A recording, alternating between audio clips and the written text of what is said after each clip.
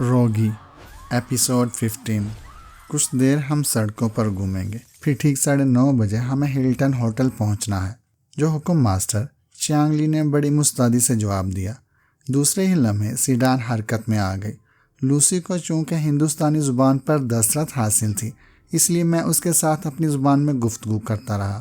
پھر لوسی نے میری ایما پر چیانگ کو مخاطب کرتے ہوئے پوچھا، چیانگ، کیا سرخ اسپورٹس کار ہمارے ہوٹل میں داخل ہوتے ہی واپس چلی گئی تھی؟ یس مس، 10 منٹ تک اس نے انتظار کیا تھا، پھر واپس ہو گئی تھی۔ چیانگ ادب سے بولا، تم اس شخص کو اگر دوبارہ دیکھو تو کیا اسے شناخت کر لو گے جو اسپورٹس کار کو ڈرائیو کر رہا تھا؟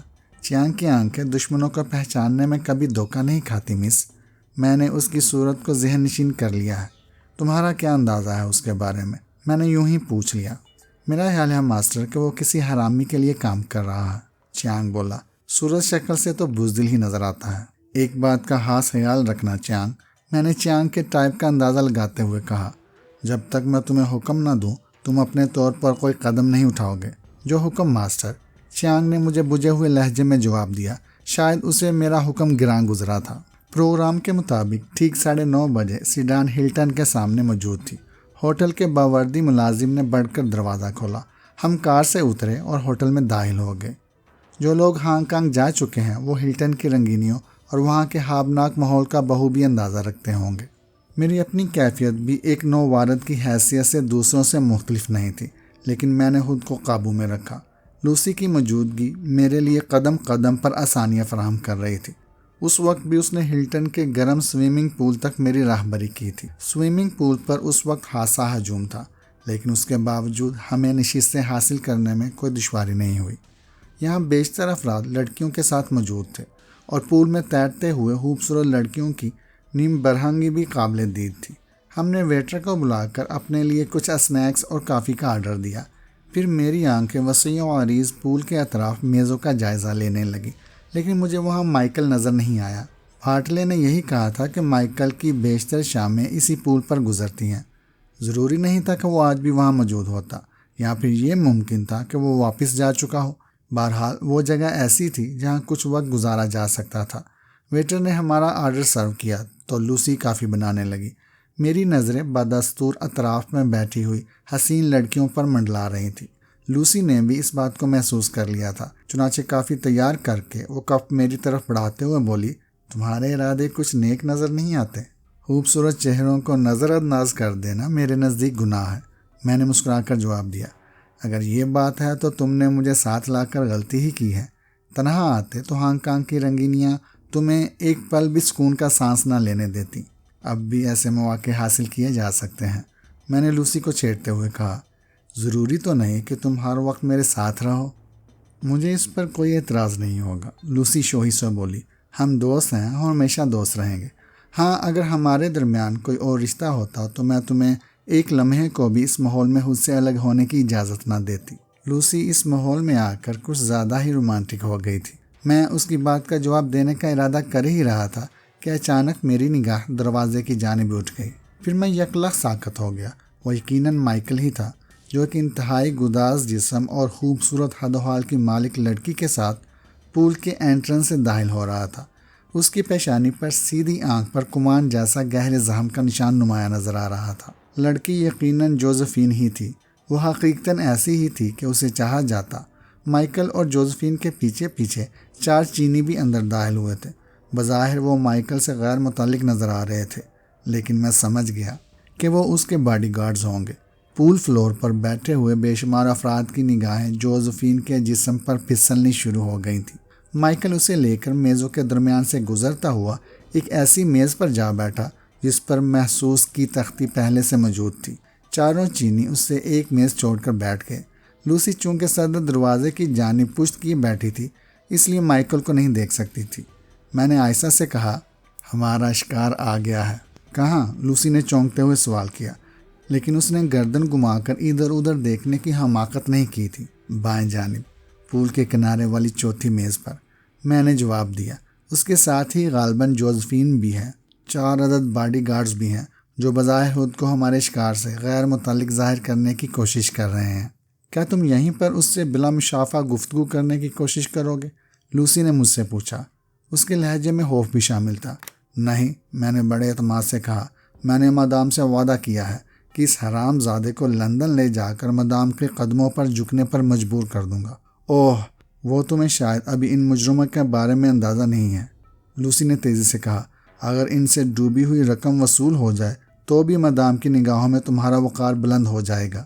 اس کے ساتھ جو لڑکی ہے وہ اس کا سود بھی ہو سکتی ہے، میں نے کنکھیوں سے جوزفین کی طرف دیکھتے ہوئے کہا، تو لوسی نے بھی سر گھما کر مائیکل اور اس کے ساتھ بیٹھی لڑکی پر ایک نظر ڈالی، پھر حال کا جائزہ لیتے ہوئے میری طرف دیکھ کر بولی، تمہاری جگہ اگر میں بھی ہوتی تو شاید اس لڑکی کو دیکھ کر میری بھی رال ٹپک پڑتی۔ پھر کیا خیال ہے؟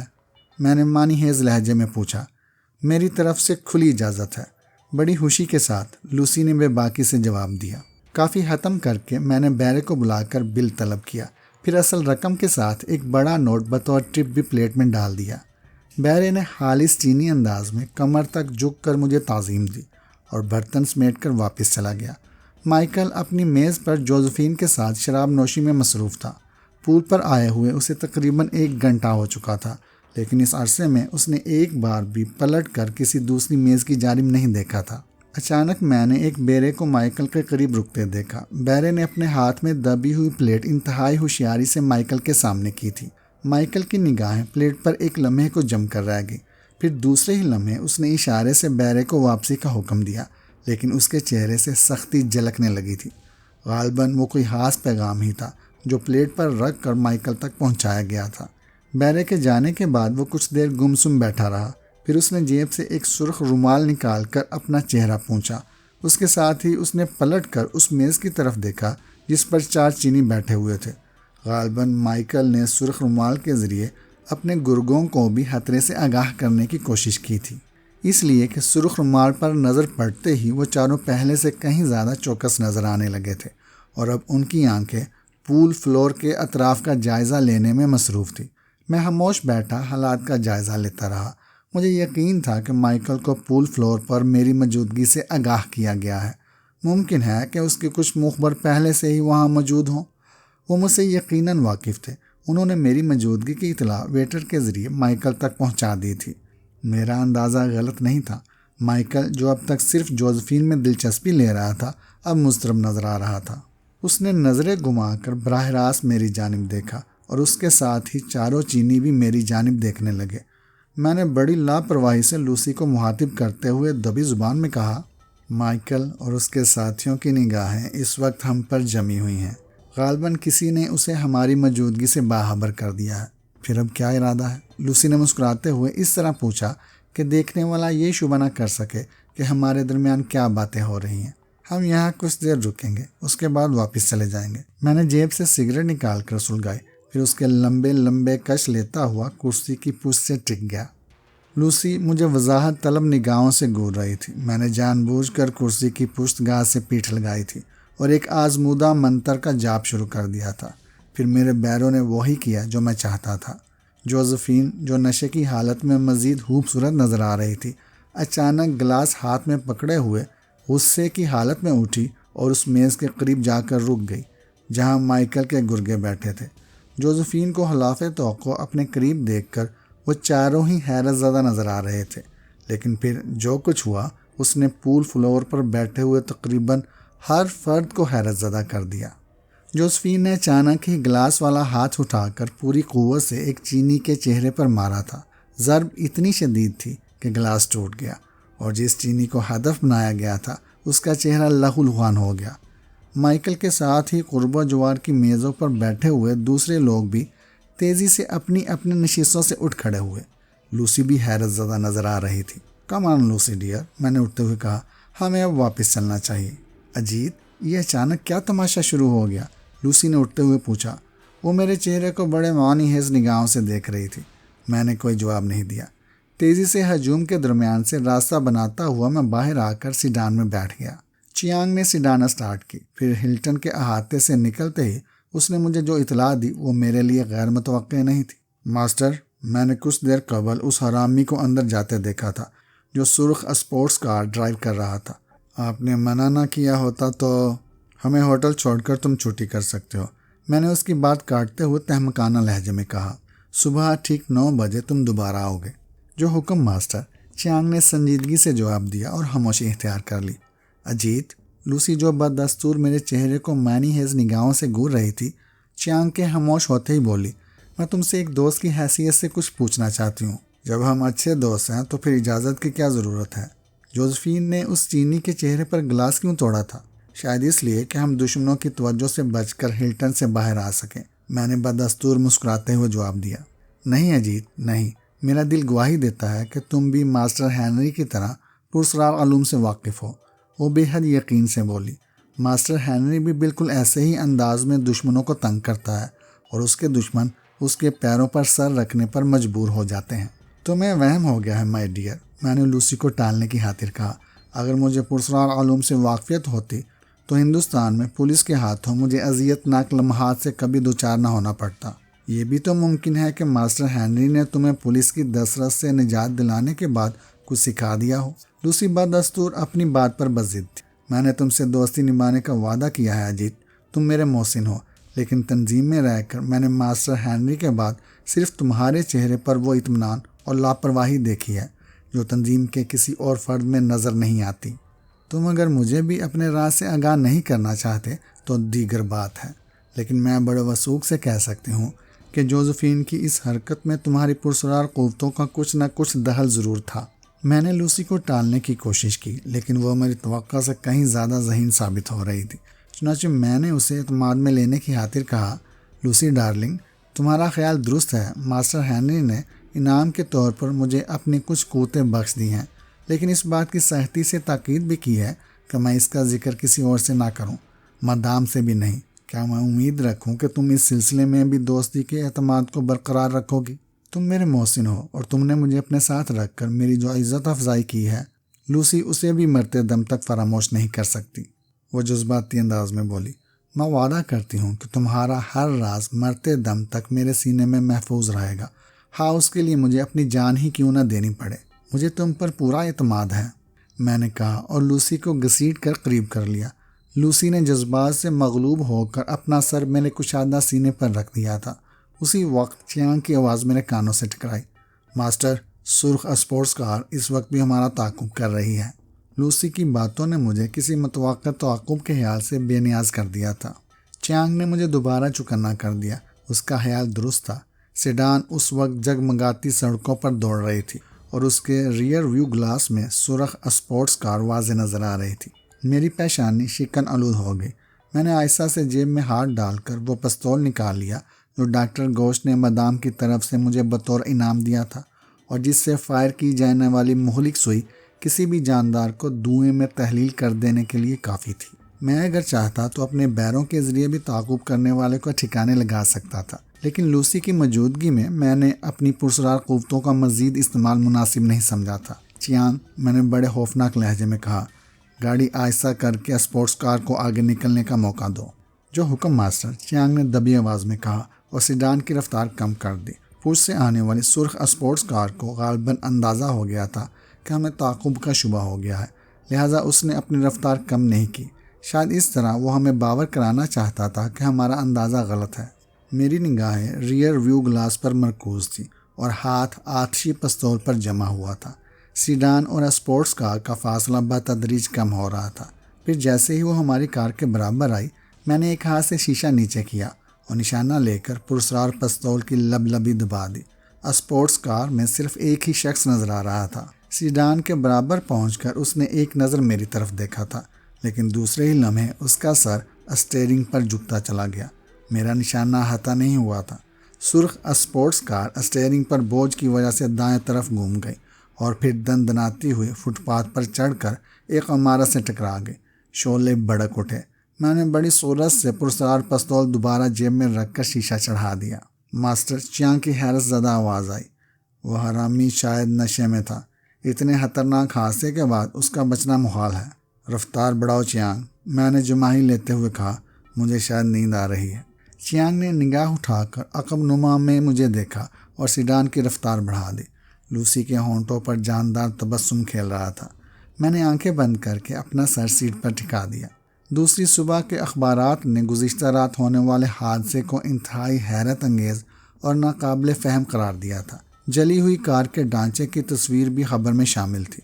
میں نے تفصیل پڑھے بغیر اخبار کو اٹھا کر ایک طرف ڈال دیا۔ ناشتے سے فارغ ہو کر میں نے کپڑے تبدیل کیے۔ لوسی پہلے سے ہی تیار تھی۔ لفٹ کے ذریعے ہم نیچے آ گئے۔ لوسی بے حد حشاش بشاش نظر آ رہی تھی۔ اس بات کے علم میں آ جانے کے بعد کہ میں بھی اپنے اندر کچھ پرسرار قوتیں رکھتا ہوں، اس کا خوف یکسر ختم ہو چکا تھا۔ ہم ایک دوسرے سے باتیں کرتے ہوئے صدر حال سے گزر رہے تھے کہ استقبالیہ پر بیٹھی ہوئی لڑکی نے میرا نام لے کر مجھے آواز دی۔ میں لاپرواہی سے قدم اٹھاتا اس کے قریب چلا گیا۔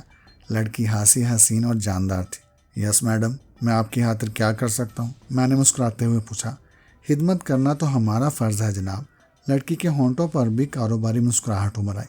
پھر اس نے ایک بند لفافہ جس پر میرا نام اور کمرہ نمبر درج تھا میری طرف بڑھا دیا۔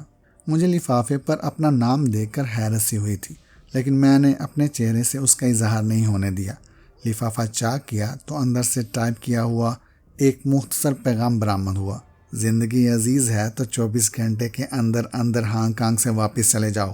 میں نے خاموشی سے ٹائپ کیا ہوا پیغام لوسی کی طرف بڑھایا اور استقبالیہ کلرک سے مخاطب ہو کر پوچھا، یہ لفافہ کون دے گیا تھا؟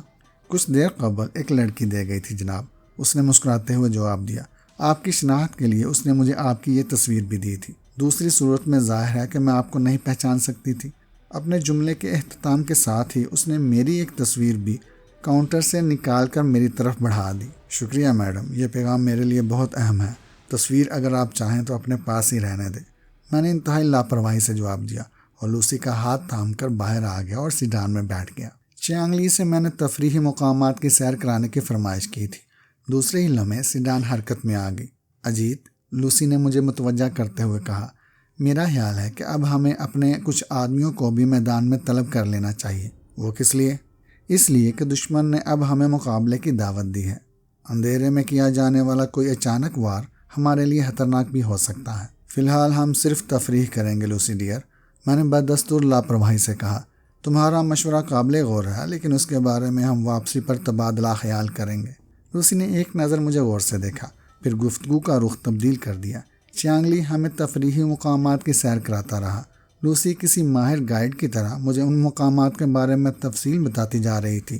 دوپہر تک ہم سیر و تفریح میں مشغول رہے۔ اس دوران میں غافل نہیں رہا، کسی متوقع تعاقب کے امکانات پر بھی غور کرتا رہا، لیکن مجھے ایسی کوئی بات نظر نہیں آئی۔ دوپہر کا کھانا ہم نے ایک دوسرے ہوٹل میں کھایا۔ پھر چیانگ لی نے میرے حکم پر سیڈان کا رخ تنظیم کے مقامی دفتر کی جانب پھیر لیا۔ 20 منٹ بعد ہی ہم مسٹر باٹلے کے آفس میں بیٹھے تھے۔ کچھ دیر تک میں باٹلے کے ساتھ مقامی دفتر کے بارے میں کاروباری باتیں کرتا رہا۔ پھر میں نے فون ڈائریکٹری اٹھا کر گلوب ٹریولنگ پول ایجنسی کے نمبر دیکھے، انہیں نمبروں کو ڈائل کرنے لگا۔ لوسی اور باٹلے دونوں کی نظریں میرے چہرے پر مرکوز تھیں۔ چند ثانیے بعد دوسری جانب سے کال ریسیو کی گئی۔ کوئی لڑکی بول رہی تھی، کیا میں مسٹر چارلی سے بات کر سکتا ہوں؟ It is very urgent and important, میں نے ٹھوس آواز میں کہا۔ 1 سیکنڈ پلیز، لڑکی نے کہا۔ پھر 1 سیکنڈ بعد ہی ریسیور پر کسی مرد کی بھاری آواز گونجی، Charlie on the line. Good afternoon mister Charlie, میں نے بدستور ٹھوس لہجے میں کہا۔ مجھے آپ کی اسپورٹس کار کی بربادی پر بے حد افسوس ہے، لیکن میرا خیال ہے کہ آپ اپنے عزیز دوست کی خاطر اس نقصان کو انتہائی صبر و تحمل کے ساتھ برداشت کر لیں گے۔ کون ہو تم؟ اس بار چارلی کی آواز میں جلاہٹ تھی۔ مسٹر مائیکل تک میرا یہ پیغام پہنچا دینا کہ فی الحال میرا ہانگ کانگ سے واپس جانے کا کوئی ارادہ نہیں ہے، میں نے سرد لہجے میں جواب دیا۔ ایک دوست کی حیثیت سے تم اسے یہ بھی سمجھانے کی کوشش کرنا کہ وہ رقم کی ادائیگی جلد از جلد کر دے۔ دوسری شکل میں مجھے بھی مجبوراً کوئی جوابی کارروائی کرنی پڑے گی۔ میں صرف 3 روز کی مہلت دے سکتا ہوں، اس سے زیادہ کی گنجائش ممکن نہیں۔ میں نہیں سمجھ سکا کہ تم کیا بکواس کر رہے ہو اور کیا چاہتے ہو، چارلی نے جواب میں ایک گالی بھی دی۔ میں کیا چاہتا ہوں یہ مسٹر مائیکل کو معلوم ہے، تم صرف میرا پیغام اس تک پہنچا دینا۔ Bye bye. میں نے اپنا جملہ مکمل کرنے کے بعد سلسلہ منقطع کر دیا۔ پھر باٹلے سے بولا، کیا آپ مجھے جوزفین کا ایڈریس فراہم کر سکیں گے؟ کیوں نہیں جناب، باٹلے نے مجھے پتہ نوٹ کراتے ہوئے کہا۔ چیانگ لی بھی اس ایڈریس سے بخوبی واقف ہے۔ میں نے جوزفین کا پتہ لے کر جیب میں ڈالا، پھر باٹلے کے ساتھ دفتر کا معائنہ کرنے کے ارادے سے نچلی منزل پر آ گیا۔ اس وقت چونکہ مائیکل کے سلسلے میں میرے پاس کوئی واضح پروگرام نہیں تھا، اس لیے میں نے وقت گزاری کی خاطر دفتر کے عملے کی کارکردگی دیکھنے کا خیال ظاہر کیا تھا۔ اس طرح میں تنظیم کے کاروباری رموز سے بھی واقفیت حاصل کرنا چاہتا تھا۔ باٹلے مجھے ایک ایک شعبے میں لیے پھرتا رہا اور عملے سے میرا تعارف کراتا رہا۔ تنظیم کے لوگوں نے میری حیثیت میں مجھے جو عزت بخشی وہ قابل تعریف تھی۔ میں نے محسوس کیا کہ شاید اس سے پیشتر تنظیم سے کسی بڑے نے اس انداز میں دفتروں کا معائنہ نہیں کیا تھا۔ لوگوں کے چونکنے کا انداز اور چہرے پر ابھرنے والا تاثر میرے انداز کی ترجمانی کے لیے بہت کافی تھا۔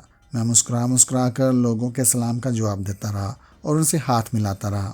پھر مجھے ایک ایسے شعبے میں لے جایا گیا جہاں کا تمام عملہ عورتوں پر مشتمل تھا۔ انہیں شاید میرے آنے کی اطلاع پہلے ہی کر دی گئی تھی۔ مہکتے ہوئے جوان، گداز اور تراشے ہوئے جسم مجھے دیکھتے ہی اپنی اپنی جگہ استادہ ہو گئے تھے۔ میں نے اشارے سے انہیں بیٹھنے کو کہا اور دل ہی دل میں مدام کے انتخاب کی داد دینے لگا۔ وہاں کوئی ایک بھی ایسا چہرہ نہیں تھا جسے دوسرے چہرے پر ترجیح دیا جا سکتا۔ یوں محسوس ہو رہا تھا جیسے میں کسی مینا بازار میں آ گیا ہوں۔ لوسی نے دبی زبان میں مجھے مخاطب کرتے ہوئے کہا، تم چاہو تو ان میں سے بھی 2-4 کو پسند کر سکتے ہو۔ سوچ کر بتاؤں گا، میں نے آہستہ سے جواب دیا، پھر بڑھ کر فرداً عملے کی خواتین سے ملاقات کرنے لگا۔ باٹلے ہر میز پر رک کر اس پر بیٹھی ہوئی لڑکی کا نام اور اس کی ذمہ داریوں کے بارے میں مجھے آگاہ کرتا جا رہا تھا۔ پھر ہم ایک ایسی میز کے سامنے پہنچ کر رک گئے جس پر ایک خوبصورت جاپانی نژاد لڑکی بیٹھی ہوئی تھی۔ باٹلے حسب معمول مجھے اس لڑکی کے نام اور شعبے کے بارے میں بتانے لگا، لیکن میری نظریں رابرٹ پر جم کر مرکوز تھی، جو اس وقت اپنی مادی شکل میں لڑکی کی کرسی کی پشت پر موجود تھا۔ اپنی نگاہیں لڑکی پر رکھو میرے دوست، رابرٹ کی آواز میرے کانوں میں گونجی۔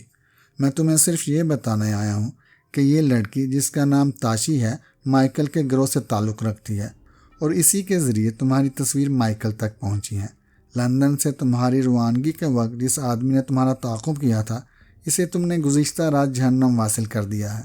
وہ باردت کے ذریعے تمہاری تصویریں یہاں لایا تھا اور تصویروں کو تاشی کے ذریعے مائیکل تک پہنچایا گیا تھا۔ تاشی کے سلسلے میں تمہارا کیا برتاؤ ہوگا یہ تم بہتر جانتے ہو۔ میں اب واپس جا رہا ہوں، لیکن اس بات کا خیال رہے کہ ہانگ کانگ میں تمہارے چاروں طرف خطرے منڈلا رہے ہیں، مگر میری موجودگی میں وہ تمہیں کوئی گزین نہیں پہنچا سکتے۔ میں تمہیں وقتاً فوقتاً حالات سے آگاہ کرتا رہوں گا۔ پھر رابرٹ جم کا حوالہ میرے سامنے سے غائب ہو گیا۔ باٹلے نے مجھے تاشی کے بارے میں کیا کچھ بتایا تھا مجھے اس کا افسوس نہیں تھا۔ بہرحال میں نے رابرٹ کے جانے کے بعد مسکرا کر تاشی کو وش کیا اور دوسری لڑکیوں کی جانب بڑھ گیا۔ پورے شعبوں سے ملاقات کرنے کے بعد میں باہر آیا تو باٹلے مجھے دوسرے دفاتر دکھانا چاہتا تھا، لیکن میں واپس اس کے دفتر میں آ گیا۔ مسٹر باٹلے، میں نے دفتر میں آ کر کرسی پر بیٹھتے ہوئے پوچھا، کیا آپ کے عملے میں تاشی کے علاوہ کچھ اور بھی جاپانی لڑکیاں موجود ہیں؟ جی نہیں جناب، تاشی کے علاوہ اور کوئی جاپانی لڑکی نہیں ہے۔ میں نے محسوس کیا ہے کہ تاشی ہمارے لیے بہت کارآمد خدمات انجام دے رہی ہیں۔ میں نے باٹلے کو کریدنے کی خاطر کہا۔ آپ کا اندازہ درست ہے ماسٹر، باٹلے بولا، وہ اب تک ہمارے لیے نمایاں خدمات انجام دے چکی ہے۔ بڑی محنتی اور قابل اعتماد لڑکی ہے۔ چہرے سے یہی اندازہ ہوتا ہے، میں نے باٹلے کی تائید کرتے ہوئے پوچھا۔ تنظیم میں تاشی کی شمولیت کس کی سفارش پر ہوئی تھی؟ جی، باٹلے پہلی بار چونکا، پھر جلدی سے بولا، تاشی کو مسٹر ہوشنگ نے رکھوایا تھا، لیکن تاشی کے علاوہ بھی بہت سی لڑکیوں کی سفارش مسٹر ہوشنگ ہی نے کی تھی۔ یہ کوئی قابل گرفت بات نہیں ہے مسٹر باٹلے۔ بہرحال میں تاشی کو اپنے ساتھ رکھنا چاہتا ہوں۔ مجھے یقین ہے کہ وہ میرے لیے کارآمد ثابت ہوگی۔ بڑے شوق سے لے جائیے ماسٹر، میں ابھی مس تاشی کو طلب کرتا ہوں، باٹلے نے تیزی سے کہا۔ پھر انٹرکام پر اپنے کسی ماتحت کو فوری طور پر تاشی کو اپنے کمرے میں بھیجنے کی تاکید کی۔ لوسی اضطراب سے میرے چہرے کو دیکھے جا رہی تھی۔ تاشی کے انتخاب پر اس کے ذہن میں یقیناً بہت سے خیالات ابھرے ہوں گے، لیکن باٹلے کی موجودگی میں اس نے مجھ سے استفسار مناسب نہیں سمجھا تھا۔ پھر اس وقت لوسی نے تاشی کو بھی بڑی معنی خیز نظروں سے گھورا تھا۔ جب وہ باٹلے کے دفتر میں داخل ہوئی تھی، میں محسوس کر رہا تھا کہ تاشی کے چہرے پر اس وقت وہ شگفتگی اور شادابی نہیں تھی جو میں کچھ دیر پیشتر دیکھ چکا تھا۔ قدرتی بات تھی کہ وہ اپنی طلبی پر پریشانی میں مبتلا ہو گئی تھی۔ قبل اس کے کہ میں تاشی کو مخاطب کرتا، باٹلے نے اسے اپنی طرف متوجہ کرتے ہوئے کہا، مس تاشی، آپ کو ماسٹر اجیت نے کچھ دنوں کے لیے اپنے ساتھ رکھنے کا فیصلہ کیا ہے۔ میں اسے اپنی خوش قسمتی سمجھوں گی ماسٹر باٹلے، اس نے ادب سے جواب دیا، لیکن میں اب بھی اس کی خوبصورت آنکھوں میں چھلکتے ہوئے تجسس کو محسوس کر رہا تھا۔ مس تاشی، میں نے جلدی سے درمیان میں بولتے ہوئے کہا، آپ کو ساتھ رکھنے کا فیصلہ میں نے ایک خاص وجہ سے کیا ہے۔ دراصل ہماری تنظیم ایک جاپانی پارٹی سے کچھ کاروباری معاہدہ کر رہی ہے اور مجھے اسی وجہ سے یہاں آنا پڑا ہے۔ آپ کی موجودگی میں میرے لیے زبان کا مسئلہ پیش آنے والی دشواریوں کو ختم کر سکتا ہے، لیکن آپ اگر میرے ساتھ رہنا پسند نہ کریں تو کوئی حرج نہیں، میں کوئی دوسرا بندوبست کر لوں گا۔ تنظیم کے مفاد کے لیے میری جان بھی حاضر ہے ماسٹر، تاشی میری گفتگو کی نرمی سے پگھلتے ہوئے پرسکون لہجے میں بولی۔ آپ نے میرا انتخاب کر کے میری جو عزت افزائی کی ہے اس کے لیے میں آپ کی بے حد شکر گزار ہوں ماسٹر، آپ کی خدمت کر کے مجھے خوشی ہو گئی۔ شکریہ مس تاشی، آپ آج رات 9 بجے تک میرے ہوٹل پہنچ جائیں۔ آل رائٹ ماسٹر، تاشی نے جھک کر سلام کیا، پھر دفتر سے باہر چلی گئی۔ مسٹر بارٹلے، میں نے تاشی کے جانے کے بعد اپنے منصوبے میں تھوڑی سی ترمیم کرتے ہوئے خشک لہجے میں کہا، مجھے افسوس کے ساتھ کہنا پڑتا ہے کہ میں آپ کی کارکردگی سے مطمئن نہیں ہوں۔ جی؟ بارٹلے کے چہرے پر یکدم ہی زردی چھا گئی۔ میں سمجھا نہیں ماسٹر۔ فی الحال میں صرف یہ سمجھتا ہوں کہ آپ جن افراد کو تنظیم کا خیر خواہ اور مخلص سمجھ رہے ہیں وہ ہمارے بدترین دشمن ہیں۔ میں نے اس بار آواز میں مزید سختی پیدا کرتے ہوئے کہا، میں 2 روز کے اندر ایسے تمام افراد کی فہرست چاہتا ہوں جن پر کسی اعتبار سے بھی آپ کو شبہ ہو سکتا ہے۔ جی بہتر ماسٹر، بارٹلے بوکھلا کر ہکلانے لگا۔ آپ کے دفتر میں چھٹی کس وقت ہوتی ہے؟ 5 بجے جناب۔ میں نے مس تاشی کو 9 بجے ہوٹل طلب کیا ہے۔ آپ کو چھٹی کے بعد سے اس کی نگرانی پر اپنا کوئی قابل اعتماد آدمی مامور کرنا ہے۔ مجھے تاشی کے بارے میں ایک منٹ کی اطلاع درکار ہوگی۔ وہ دفتر سے نکل کر کہاں جاتی ہے اور کس سے ملتی ہے؟ ہو سکے تو ان فون کالز کو بھی ٹیپ کرایا جائے جو وہ آج کی تاریخ میں کسی کو کرے، میں نے سرد لہجے میں کہا۔ یہ انتہائی اہم اور ضروری کام ہے، اس کو راز رکھنا آپ کا فرض ہے۔ اگر کوئی کوتاہی ہوئی تو مجھے مجبوراً مدام سے آپ کے سلسلے میں احکام لینے پڑیں گے۔ اس کی نوبت نہیں آئے گی ماسٹر۔ بارٹلے موت کے خوف سے ہاتھ باندھ کر کھڑا ہو گیا۔ میں وہی کروں گا جو آپ نے حکم دیا ہے۔ ایک بات اور، تاشی کو ان باتوں کی بھنک بھی نہیں پڑنی چاہیے، میں نے تیزی سے کہا، پھر اٹھ کر باہر آ گیا۔ بارٹلے کسی پالتو کتے کی طرح عمارت کے باہر تک میرے ساتھ ساتھ آیا تھا۔ سیڈان میں بیٹھتے ہوئے میں نے سر کی معمولی جنبش سے اس کے سلام کا جواب دیا۔ لوسی نے میرے برابر بیٹھ کر دروازہ بند کیا تو سیڈان حرکت میں آ گئی۔ میرا ذہن اس وقت بری طرح جلا رہا تھا۔ بارٹلے سے گفتگو کرتے وقت میں نے جو لب و لہجہ اختیار کیا تھا اس نے لوسی کو بھی خوفزدہ کر دیا تھا۔ وہ میرے قریب بیٹھی مجھے کنکھیوں سے دیکھ رہی تھی، لیکن گفتگو کرنے کی جرأت اسے بھی نہیں ہو رہی تھی۔ حالات نے جس انداز میں تاشی کو بے نقاب کیا تھا اس نے میرے خون کی گردش کو تیز کر دیا تھا۔ بارٹلے کی بوکھلاہٹ سے میں نے یہی اندازہ لگایا تھا کہ وہ تاشی کی غداری کے سلسلے میں لا علم ہی رہا ہوگا۔ میں اپنے خیالات میں گم تھا کہ چیانگ نے پوچھا، کہاں چلنا ہے ماسٹر؟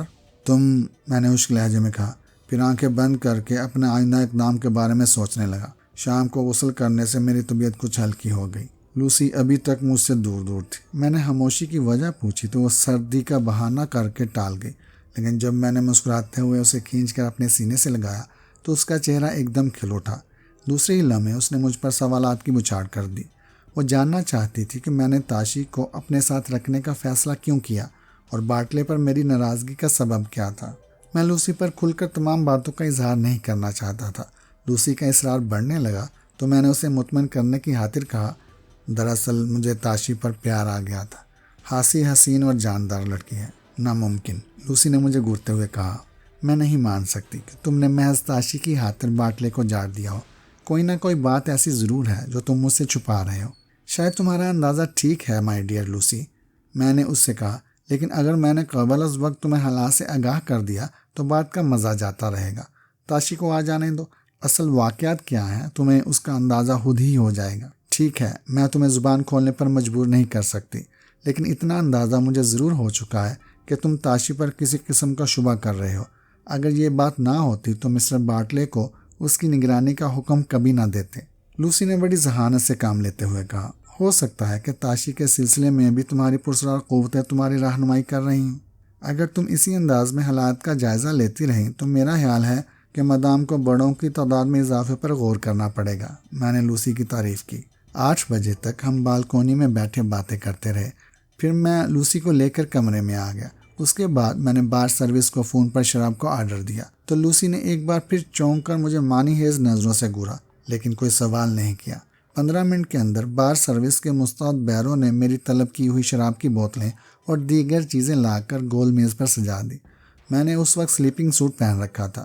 لوسی اسکرٹ اور بلاؤز میں غضب ڈال رہی تھی۔ میں نے 2 پیگ تیار کیے، پھر ایک گلاس لوسی کی طرف بڑھاتے ہوئے کہا، میں تم سے درخواست کروں گا کہ تاشی کے سلسلے میں کسی غلط فہمی کا شکار مت ہونا۔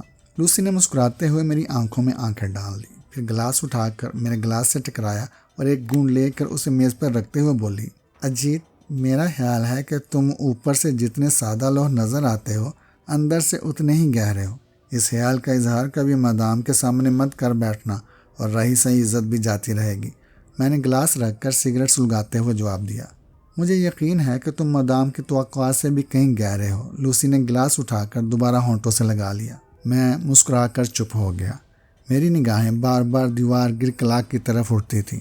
ٹھیک 8:30 بجے میں نے باٹلے کو فون کیا۔ وہ غالباً میری کال ہی کا انتظار کر رہا تھا۔ پہلی ہی گھنٹی پر کال ریسیو کی گئی۔ پھر کوڈ نمبر کے تبادلے کے بعد میں نے تاشی کے سلسلے میں دریافت کیا تو باٹلے ایک ہی سانس میں کہہ گیا۔ 5 بجے وہ دفتر سے نکل کر سیدھی اپنے فلیٹ پر گئی تھی۔ 7 بجے تک وہ فلیٹ سے نہیں نکلی۔ پھر ٹھیک 7:10 پر وہ فلیٹ سے نکل کر وکٹوریہ پارک کی طرف گئی تھی۔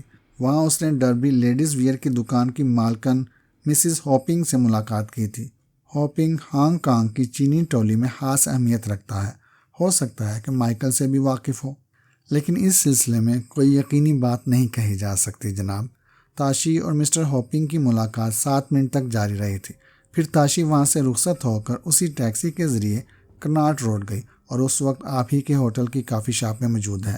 میرے آدمی نے 5 منٹ پہلے اسے وہیں دیکھا تھا۔ میں نے تعریف کرتے ہوئے نرم لہجے میں پوچھا، کیا ضرورت پڑنے پر تم فوری طور پر کچھ لاشوں کو ٹھکانے لگانے کا انتظام بھی کر سکتے ہو؟ آپ حکم دے کر دیکھیں ماسٹر، باٹلے کی کارکردگی آپ کو کسی شکایت کا موقع نہیں دے گی۔ اس کا امتحان بھی بہت جلد ہو جائے گا، میں نے اسپاٹ لہجے میں جواب دیا، پھر فون کے پاس سے ہٹ کر اپنی کرسی پر آ گیا۔ کس کی لاش ٹھکانے لگانے کی بات کر رہے تھے؟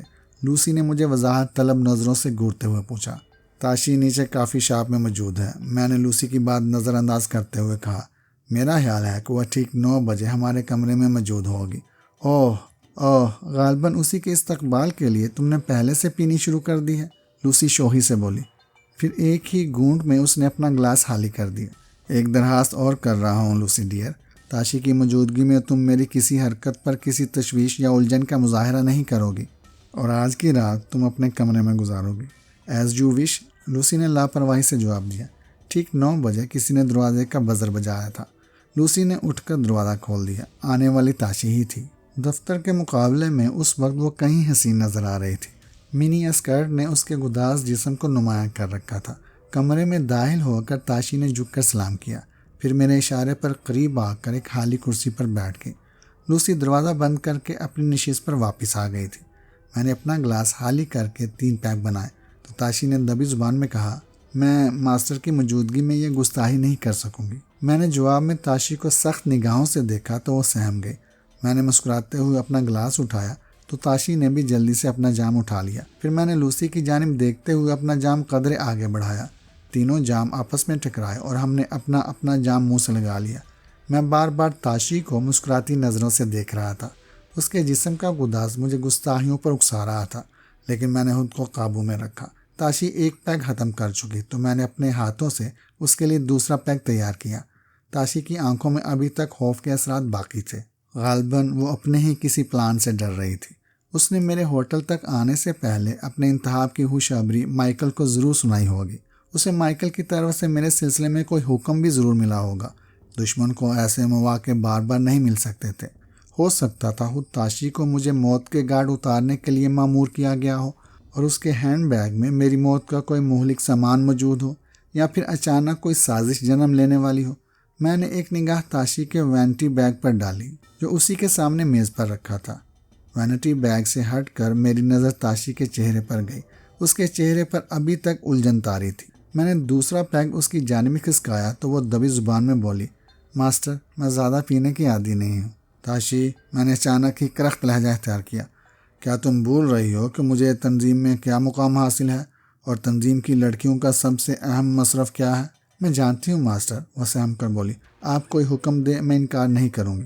پیو، میں نے غراتے ہوئے کہا، جب تک میں منع نہ کروں پیتی رہو۔ تاشی نے جلدی سے گلاس اٹھا کر ہونٹوں سے لگا لیا۔ لوسی ایک تماشائی کی طرح خاموش بیٹھی تھی۔ میں نے اپنا پیگ ختم کر کے اور بنایا، پھر یہ ظاہر کرنے لگا جیسے میں نے بہت زیادہ پی رکھی ہو۔ چوتھا پیگ ختم ہوا تو میں نے بہکی باتیں شروع کر دی۔ تاشی کے لیے تیسرا پیک بناتے ہوئے میں اپنی نشست سے لڑکھڑاتا ہوا اٹھا، پھر قریب جا کر اس کے پہلو میں بیٹھ گیا۔ لوسی میری بلا نوشی سے واقف تھی۔ وہ سمجھ رہی تھی کہ میں تاشی پر یہ ثابت کرنے کی کوشش کر رہا ہوں کہ اس وقت میں ہوش میں نہیں ہوں۔ اس نے موقع کی نزاکت بانٹتے ہوئے مجھے مخاطب کیا، ماسٹر آپ 2 گھنٹے سے متواتر پی رہے ہیں۔ اوہ شٹ اپ، میں نے لوسی کو جھڑک دیا، پھر اپنے لیے اپنا ایک نیا پیک بناتے ہوئے بولا، آج کی رات میں تاشی کا جام صحبت پی رہا ہوں۔ تاشی لوسی کی موجودگی میں کچھ مضطرب نظر آ رہی تھی۔ میں نے یک لخت ہاتھ بڑھا کر اسے اپنی آغوش میں کھینچ لیا۔ اس نے کوئی احتجاج نہیں کیا۔ میں چند ثانیے اس کی زلفوں کی مہک اور اس کے جسم کی تپش سے الجھتا رہا۔ پھر میں نے اس کا گلاس اپنے ہاتھ میں اٹھایا اور خود اپنے ہاتھوں سے اسے پلانے لگا۔ تیسرا پیک حلق سے اتارنے کے بعد تاشی کی جھجک بھی ٹوٹنے لگی۔ شراب کے نشے نے اسے بھی مدہوش کر دیا تھا۔ میں نے لوسی کو گھورتے ہوئے کہا، تاشی کے لیے نیا جام تم تیار کرو گی؟ یس ماسٹر، لوسی نے جلدی سے کہا۔ پھر تاشی کا گلاس دوبارہ بھرنے لگی۔ جب تک میرا قیام ہانگ کانگ میں ہے تم میرے ساتھ رہو گی، میں نے تاشی کو اس سے اور قریب کرتے ہوئے لڑکھڑاتی ہوئی آواز میں کہا۔ ماسٹر کی خدمت کرنا میرے لیے کسی اعزاز سے کم نہیں، تاشی نے پہلی بار میری آنکھوں میں جھانکتے ہوئے جواب دیا۔ تم چاہو تو میرے ساتھ لندن بھی چل سکتی ہو، میں مدام سے تمہاری سفارش کر کے تمہیں ترقی بھی دلوا سکتا ہوں۔ جو ماسٹر کا حکم، تاشی نے دبی زبان میں جواب دیا۔ میں لوسی کی موجودگی کو نظر انداز کر کے تاشی کے گداز جسم کو چھیڑتا رہا۔ وقت آہستہ آہستہ گزر رہا تھا۔ تاشی چوتھے پیک کے بعد بہکنے لگی۔ میں نے گھڑی پر نظر ڈالی، رات کے 11 بج رہے تھے۔ میں تاشی کو لیے ہوئے اٹھ کھڑا ہوا۔ لوسی کو میں نے آنکھوں کے اشارے سے سمجھا دیا تھا کہ وہ تاشی کے وینٹری بیگ کی تلاشی لے ڈالے۔ اس نے سر کی خفیف جنبش سے مجھے حکم کی تعمیل کا یقین دلایا۔ میں تاشی کو لیے لڑکھڑاتے قدموں سے اپنے کمرے میں آ گیا۔ پھر میں نے اپنے بستر پر جانے سے پیشتر نائٹ بلب کے علاوہ تمام روشنیاں گل کر دیں۔ تاشی میری گرفت میں تھی۔ خوابگاہ میں داخل ہوتے ہی اس نے اپنی سینڈلیں فرش پر اچھال دی تھی۔ میں اسے لپٹائے ہوئے بستر پر آیا تو تاشی نے کہا، ماسٹر میرا وینٹی بیگ باہر رہ گیا۔ اوہ ڈونٹ بی سلی، میں نے اسے اپنی آغوش میں کھینچ کر بستر پر گراتے ہوئے کہا، یہاں ہر چیز محفوظ ہے۔ بہت دیر تک میں تاشی کے حسن سے کھیلتا رہا، لیکن ایک حد سے آگے نہیں بڑھا۔ تاشی نے مجھے مدہوش کرنے کے لیے اپنے سارے گر آزمانے شروع کر دیے تھے۔ میں بظاہر یہی ثابت کرنے کی کوشش کر رہا تھا کہ اپنے ہوش میں نہیں ہوں۔ پھر نصف رات کے قریب میں نے خود کو بالکل ہی بے خبر کر لیا۔ تاشی کو غالباً اسی وقت کا انتظار تھا۔ اس نے آہستہ آہستہ مجھے 2-3 آوازیں دی، پھر میرا ہاتھ اپنے جسم سے ہٹا کر وہ بستر سے اتر گئی۔ میں نے پلکوں کے درمیان جھری پیدا کر کے اپنے حسین دشمن کو دیکھا۔ اس کا جسم نائٹ بلب کی ہلکی آسمانی روشنی میں قیامت ڈال رہا تھا۔ وہ پنجوں کے بلدبیز قلین پر باتھ روم کی طرف قدم اٹھا رہی تھی۔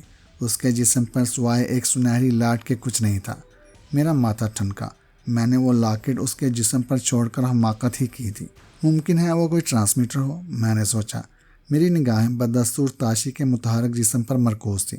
اس نے باتھ روم کے قریب جا کر دروازے کو آہستہ سے بند کیا، لیکن تھوڑی سی جھری باقی رہنے دی، شاید اس لیے کہ اس جھری سے وہ مجھ پر نگاہ رکھنا چاہتی تھی، یا پھر اسے اس بات کا خدشہ تھا کہ وہ دروازہ بند ہونے کی آواز سے کہیں میں نہ جاگ جاؤں۔ میں ابھی اگلے اقدام پر غور ہی کر رہا تھا کہ رابرٹ کے جسم سے پھوٹنے والی تیز خوشبو میری ناک سے ٹکرائی اور دوسرے ہی لمحے اس کی مانوس اور پرسرار آواز میرے کانوں میں گونجی، اجیت میرے دوست، کیا تم حقیقتاً سو رہے ہو؟ نہیں، میں نے آنکھیں کھول کر دبی زبان میں جواب دیا۔ خطرہ شہر کے قریب ہو تو اجیت کی آنکھیں کھلی رہتی ہیں۔ میری بات غور سے سنو، تاشی نے تمہارے لیے موت کے ہر کاروں کو طلب کیا ہے۔ 20 منٹ بعد وہ یہاں پہنچ جائیں گے۔ میرے دوست، کیا تم مجھے ان کی تعداد بھی بتا سکتے ہو؟ میں نے تیزی سے دریافت کیا۔ ان کی تعداد 2 ہے، رابرٹ کی روح نے کہا۔ اگر تم خوف زدہ ہو تو میں تمہارے دشمنوں کو ٹھکانے لگا سکتا ہوں۔ نہیں، اس کی ضرورت پیش نہیں آئے گی، میں نے ٹھوس آواز میں جواب دیا۔ دشمنوں کو موت کی نیند سلانا میری خوبی ہے۔ پھر جیسے ہی باتھ روم کا دروازہ کھلا، خوشبو کا جھونکا ختم ہو گیا۔ رابرٹ کی روح غالباً کمرے سے جا چکی تھی۔ میں بے حس و حرکت پڑا رہا۔ تاشی آہستہ سے میرے قریب آ کر لیٹ گئی اور اس نے دبی آواز میں مجھے پکارا، ماسٹر کیا تم سو گئے ہو؟ میں جاگ رہا ہوں تاشی ڈارلنگ، میں نے ٹھوس آواز میں جواب دیا اور ہاتھ بڑھا کر بیڈ سوئچ دبا کر کمرہ روشن کر دیا۔ میں نے دوسرے ہاتھ سے اس کے گلے میں پڑا ہوا لاکٹ جپٹ لیا۔ یہ سب کچھ اتنی جلدی میں ہوا کہ تاشی کو ایک پل کی بھی مہلت نہ مل سکی۔ روشنی میں اس کا چہرہ زرد نظر آ رہا تھا اور آنکھوں میں موت کا خوف جھلک رہا تھا۔ یہ کہانی ابھی جاری ہے۔